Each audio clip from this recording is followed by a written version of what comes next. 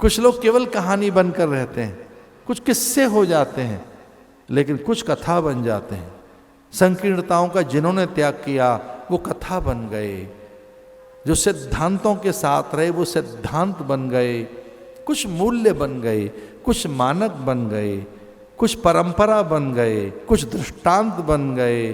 और सच मानिए कुछ लोग ऐसा जिए कि वो धर्म बन गए।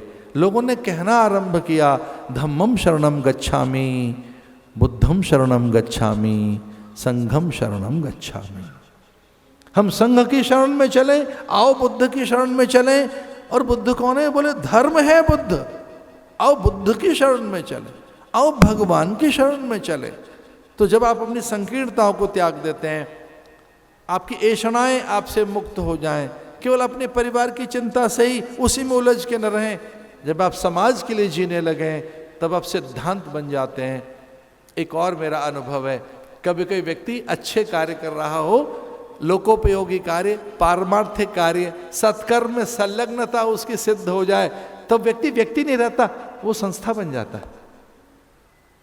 वो व्यक्ति व्यक्ति नहीं रहता, वो संस्थान बन जाता है। कभी कभी कोई व्यक्ति पूरी संस्था होता है, एक संस्था उसमें होती है, एक संस्थान होता है, वो पूरा संस्थान, एक पूरी परंपरा वो होता है।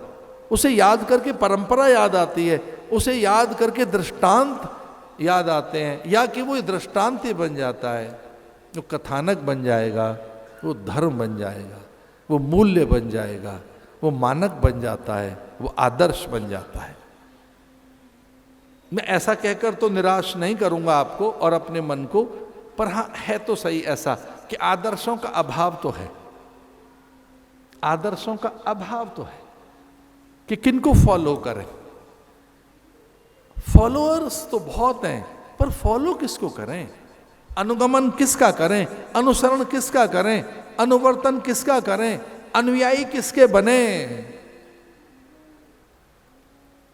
तो जिनमें संकीर्णता गई, जिनमें सैद्धांतिक निष्ठा रहती है, जो अत्यंत पारमार्थिक हैं, वही सबको साथ लेके चल पाते हैं। और जो छोटे से लक्ष्य लेकर चल रहे हैं, वो थोड़ी देर के बाद ही खुद भी ठहर जाते हैं, लोग भी बिखर जाते हैं।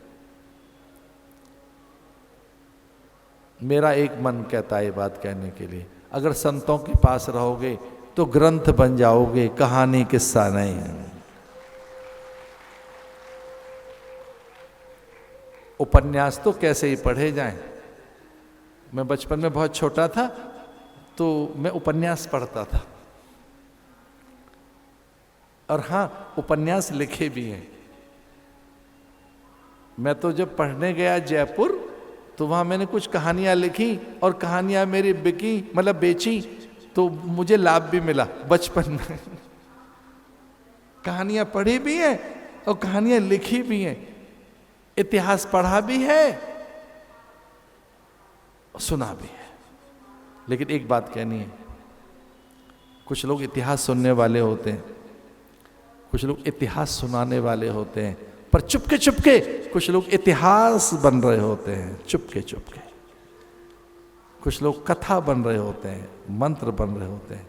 उपन्यास जब हम पढ़ रहे थे या लिख रहे थे तो ऐसे ही कहीं भी लिख दो, लेकिन रामायण उपन्यास नहीं है, हनुमान चालीसा उपन्यास नहीं है। बस मैं संकेत में एक बात कह रहा हूं, अपनी जीवन की गाथा को ग्रंथ बनाइए कि लोग उसका पारायण करें, न कि कहानी बनकर रह जाए।